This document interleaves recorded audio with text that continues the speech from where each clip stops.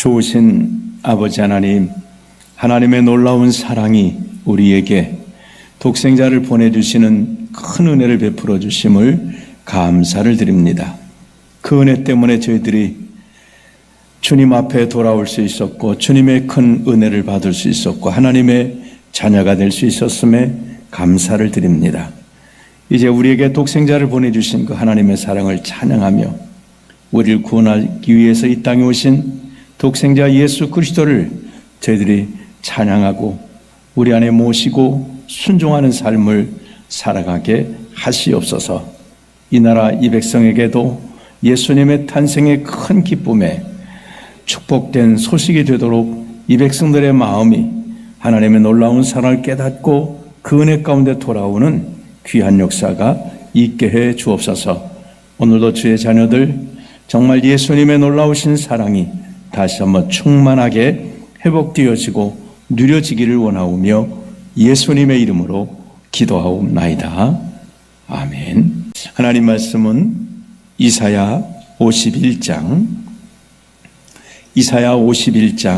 1절부터 8절까지 말씀입니다. 의를 따르며 여호와를 찾아 구하는 너희는 내게 들을지어다. 너희를 떠낸 반석과 너희를 파낸 우묵한 구덩이를 생각하여 보라. 너희의 조상 아브라함과 너희를 낳은 사라를 생각하여 보라.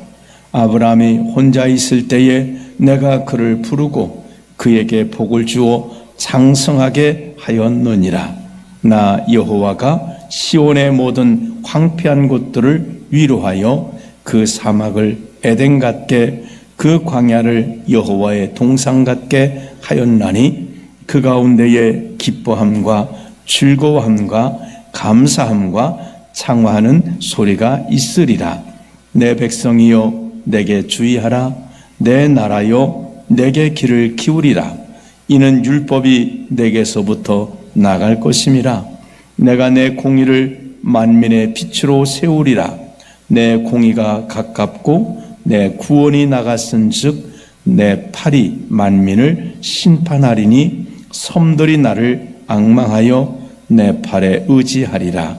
너희는 하늘로 눈을 들며 그 아래 땅을 살피라. 하늘이 연기같이 사라지고 땅이 옷같이 헤어지며 거기에 사는 자들이 하루살이같이 죽으려니와 나의 구원은 영원히 있고 나의 공의는 폐하려지지 아니하리라. 의를 아는 자들아, 마음에 내 율법이 있는 백성들아, 너희는 내게 듣고 그들의 비방을 두려워하지 말라. 그들의 비방에 놀라지 말라. 옷같이 좀이 그들을 먹을 것이며 양털같이 좀벌레가 그들을 먹을 것이나 나의 공의는 영원히 있겠고 나의 구원은 세세에 미치리라. 아멘. 하나님께서는 이스라엘 백성들이 범죄해서 이제 징계를 받게 될 때에 그들이 이제 낙심하게 되는 거죠. 잘못은 내가 했지만, 그리고 그 징계를 받는 게 당연한 일이지만 그 징계를 받으면서 낙심이 됩니다. 이게 뭐가 낙심이 될까요? 하나님은 우리를 버리셨나? 이렇게 낙심이 돼요. 마치 어떤 자녀가 잘못을 해서 부모에게 혼이 납니다. 그때 이 아이가 뭐라고 생각하냐면, 나를 이렇게 혼내는 거 보니까 혹시 나는 엄마 아빠가 우리 엄마 아빠가 아닌 거 아닌가? 이런 생각을 하는 거예요. 나를 이렇게 혼낼 리가 없는데. 이스라엘 백성들이 그거예요. 하나님 앞에 징계를 받을 때에 하나님은 우리를 버리셨는가? 우리를 떠나셨는가? 이 생각을 하게 되는 거예요. 그래서 이 이사야서에 보면 많은 부분 하나님께서 내 종 나의 야곱 또 이스라엘, 그리고 내가 너를 싫어 버리지도 않고 떠나지도 않고 내가 너를 내 손바닥에 새겼고 인같이 새겼고 너를 낳은 부모는 혹시 너를 잊을지라도 나는 너를 잊지 않겠다고 하나님은 끊임없이 너는 내 아들이다, 내 자녀다, 내가 너를 여전히 사랑한다고 그렇게 말씀을 하고 계세요. 오늘 이 말씀도 마찬가지입니다. 이제 바벨론 포로로 붙들려가고 고난받고 여러 가지 어려운 상황에 있을 이 백성들이 낙심이 될 때에 하나님이 그들을 위로하시는 그런 내용입니다. 우리도 살아가면서 우리 삶이 어려울 때에 하나님 주시는 위로가 있습니다. 그 위로를 우리가 정말 믿음으로 받아들이고 새 힘을 공급받아야 되겠습니다. 1절에 보시면 의를 따르며 여호와를 찾아 구하는 너희는, 하나님이 이 말씀을 위로하실 때 의를 따르며 여호와를 찾아 구하는 너희는 이렇게 말씀했습니다. 적어도 믿음을 가지고 있는 사람들이 하나님의 위로를 받을 수 있다는 겁니다. 믿음이 없이는 하나님의 위로를 주셔도 알지 못해요. 예수님께서 이 땅에 오신 것은 세상을 향한 하나님의 위로입니다. 우리를 구원하시겠다고 하는 하나님의 놀라운 은혜입니다. 그러나 주님이 오셨을 때 그 귀한 선물인 하나님의 아들이 땅에 오셔도 믿음이 없는 자들은 그 은혜를 누리지 못합니다.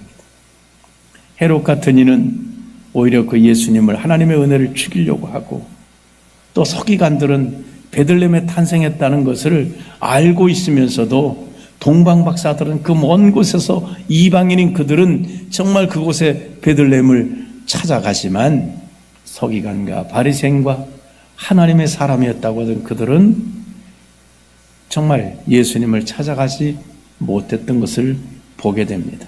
그러니까 의를 따르며 여호와를 찾아 구하는 이런 믿음이 있어야 하나님의 위로를 받을 수가 있습니다. 자, 믿음을 가진 자들은 하나님의 위로가 있는데, 의를 따르며 여호와를 찾아 구하는 너희는 내게 들을지어다. 너희를 떠낸 반석과 너희를 파낸 우묵한 구덩이를 생각하여 보라. 2절에 보시면 너희의 조상 아브라함과 너희를 낳은 사라를 생각하여 보라. 아브라함이 혼자 있을 때 내가 그를 부르고 그에게 복을 주어 장성하게 하였느니라. 자, 하나님께서 말씀해, 야, 생각 한번 해보라는 거예요. 우리가 살아가면서 생각을 합니다. 이런 생각 저런 생각을 하는데 한번 하나님의 역사를 생각해 보라는 거예요.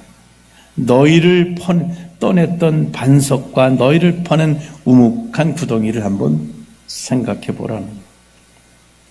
이스라엘은 과거 하나님이 어떻게 역사하는지를 생각해 보면 하나님이 얼마나 사랑하시는지, 얼마나 은혜를 주시는지를 깨달을 수 있습니다.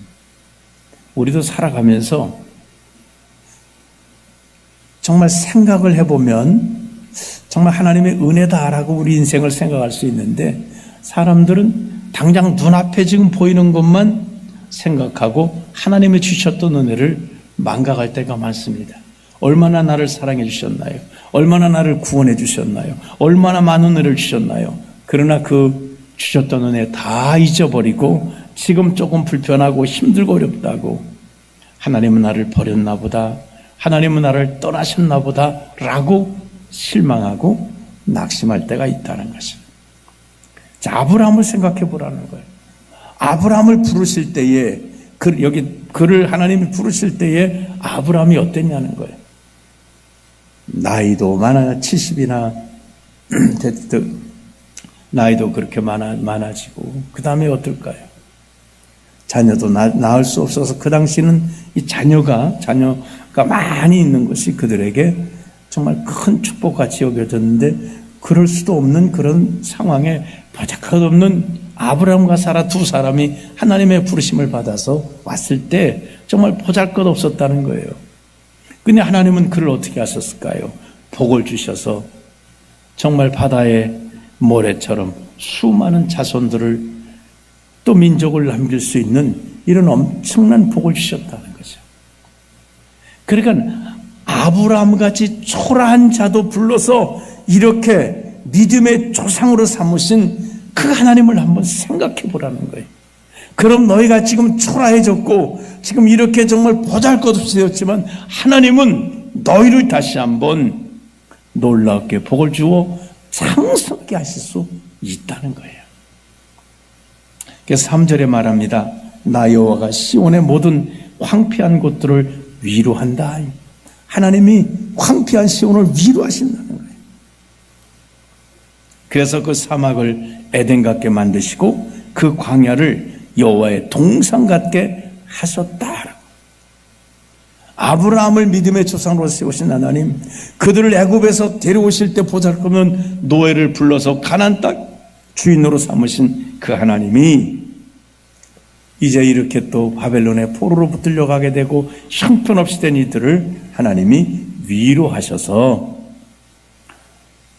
사막같이 된 그곳을 에덴 같게 만들어 주시고 광야 같은 그곳을 여호와의 동산 같게 회복시켜 주시겠다라고 말씀합니다. 그래서 그곳에 기뻐함과 즐거움과 감사함과 창하는 소리가 있을 것이다 라고 하나님께서 말씀해 주셨어요. 바로 이 사건이 성탄절 사건이죠. 황폐진 이 땅에, 흑암 같은 이 땅에 하나님의 아들이신 예수님이 오셔서 위로하십니다. 예수님은 우리의 위로이십니다. 그래서 정말 황폐했던 우리의 심령을 에덴처럼 하나님의 동산 같게 우리의 심령의 구원의 큰 축복과 은혜를 베풀어 주셨습니다.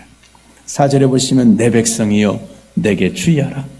여기서도 아까 의를 따르고 여호와를 찾아 구하는 다라고 말씀한 것처럼 내 백성이여 내게 주의하라. 하나님의 백성은 하나님께 주의하셔야 돼요. 하나님의 백성은 하나님을 주목해 보셔야 합니다. 우리 주님을 주목해 보셔야 합니다. 내 나라여 내게 귀를 기울이라. 하나님의 나라인 우리는 하나님의 말씀을 들어야 합니다. 이는 율법이 내게서 나갈 것임이라. 내가 내 공의를 만민의 빛으로 세우리라. 여기 내 공의가 바로 예수 그리스도죠. 예수님은 만민의 빛으로 세우셨어요.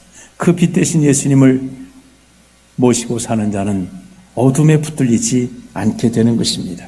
5절에 내 공의가 가깝고 내 구원이 나갔은 즉 내 팔이 만민을 심판하리니 섬들이 나를 낭망하며 내 팔에 의지하리라. 6절에 보시면 너희는 여기는 의를 따르는 자 하나님의 백성인 너희는 하늘로 눈을 들며 그 아래 땅을 살피라. 하늘이 연기같이 사라지고 땅이 옷같이 헤어지며 거기에 사는 자들이 하루살이같이 죽으려니와. 그러니까 하늘과 땅을 봐보면 하늘도 다 사라지고 이 땅에 심판이 이루어져서 다 멸망을 받게 된다네. 그러나 나의 구원은 영원히 있고 나의 공의는 폐하여지지 아니하리라. 하나님이 너희는 구원하시겠다는 거예요. 세상의 모든 사람들은 다 망해도 의를 따르고 여호와를 찾는 자 하나님의 백성들은 그들은 하나님이 구원하시겠다는 거예요. 7절에 보시면 의를 아는 자들아 마음에 내 율법이 있는 백성아. 그렇게 믿음의 사람들은 의를 아는 거예요. 하나님을 아는 겁니다. 그가 보내신 자 예수 그리스도를 아는 것입니다. 그리고 마음에 내 율법이 있는 백성들아. 하나님의 말씀이 마음에 담겨져 있습니다. 마음에 담아놓은 사람은 이게 없어지지 않습니다. 때로는 이렇게 방황하다가도 마음에 있어서 하나님께로 돌아오게 되고 회개하게 되고 그런 것입니다. 이들이 바벨론의 포로 붙들려 갔어도 다니엘이나 이런 사람 보세요. 마음에 하나님이 계시니까 기도하기를 멈추지 않고 우상에게 절하지 않던 사드락과 메삭과 아벳느고처럼 또 죽으면 죽으리라 하고 이제 에스더나 모르드게 같은 사람들 믿음으로 살아가는 것입니다. 그렇습니다. 우리 마음에 하나님의 율법이 있는, 다시 말하면 우리 마음에 예수님 모시고 살아가야 돼. 하나님의 말씀 붙들고 살아가야 돼. 너희는 내게 듣고 그들의 비방을 두려워하지 말며 그들의 비방에 놀라지 말라. 믿음으로 사는 이스라엘 백성들이 바벨론의 포로로 붙들려가고 이방으로 붙들려갔을 때 하나님 말씀이 없는 자들이 그를 비방하는 거예요. 너희가 찾는 하나님이 어디 있느냐? 비방하고 조롱하지만 두려워하지 말라는 거예요. 왜 그럴까요? 8절에 옷같이 좀이 그들을 먹을 것이며 양털같이 좀벌레가 그들을 먹을 것이나 그들은 결국은 심판당한다. 나의 공의는 영원히 있겠고 나의 구원은 세세에 미치리라. 하나님은 구원하신다는 거예요. 오늘 하나님이 위로하십니다.